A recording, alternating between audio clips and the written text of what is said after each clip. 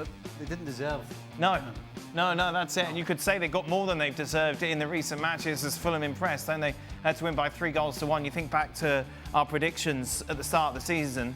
I think you maybe as well said, I had Newcastle top 4. You could thought, right, no European distractions, they'll be good. But they just haven't really done anything, have they, so far, which is harsh. You could be saying, well, look, they've only lost 1 game, they've won 3. I think watching them last year, how they stumbled around, particularly second half of the season, I think it was going to take more than not having European football to get them going. In fact, I think a lot of eyes are going to be on Eddie Howe. And he's had the results to sort of take that away thus far, but it could come back quickly and bite him. Yeah. Because if results and performances are poor, he's got a problem. He's going to have a problem. And I know they've got issues, and they had issues in spending because of the profit and sustainability, and they didn't get the kind of summer that they wanted. But supporters still want to see better, and we really haven't seen it from Newcastle this season. And if they keep making mistakes like that in games, they'll be punished. As I say, the game against Tottenham, when I saw it at St James's Park, I mean, Harvey Barnes scored a great goal.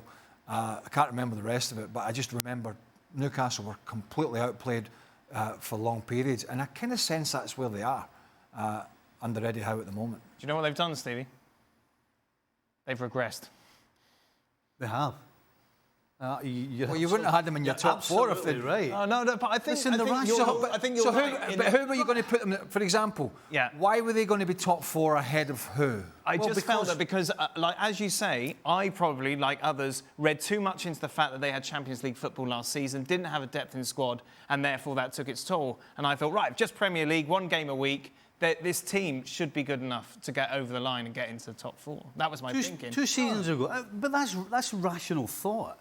2 seasons ago, with a huge majority of the same players, they were so good to watch. They were, regardless of the opposition, they were going at teams, they were creating chances, they were scoring goals. I mean, it's the same players, pretty much, other than Harvey Barnes. And then the Champions League football, all the injuries, OK, all of that put together, they couldn't cope. But the fact that they had no European football, the fact that everybody was fit again, you expected them to be somewhat close to what they were 2 seasons ago, but they haven't been anywhere close. Right. I mean, the back line, which was so good 2 years ago, just seems to crumble whenever you least expect it. They're getting nothing from the middle of the park. And up front, Harvey Barnes is scoring the occasional goal, breaking away. So there's nothing going on with this team whatsoever. And I'm with Craig. If Eddie Howe doesn't sort it out, then I don't see how this mob don't make a change. Their backbone was the back line. Yes. Right? Yeah. That was the foundation. The goalkeeper, Trippier, Botman, Schär, Byrne. Yep. That's just not happening anymore. Botman's, I think he's injured. Trippier, they want out. They want to get rid of Trippier.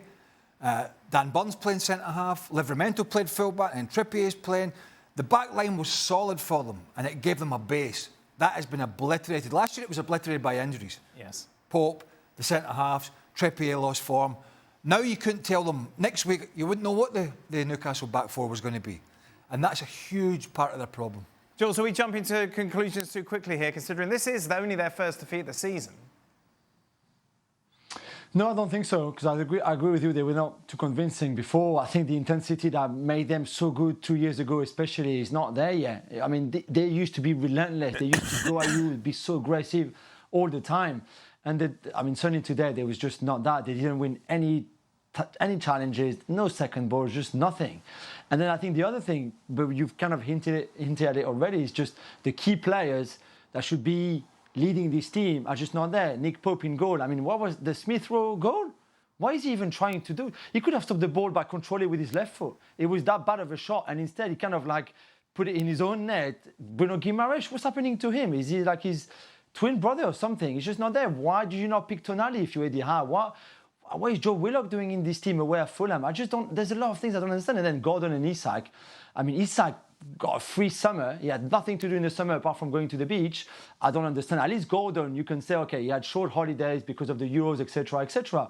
But even Gordon should do better than what he's been doing so far this season. So, until and unless the key players are back to their best or close to their best, I think they will always stuttering like they did today. Do you know what's wrong with Gordon and Isak, Jules? They're both in my fantasy team. No. That's the problem.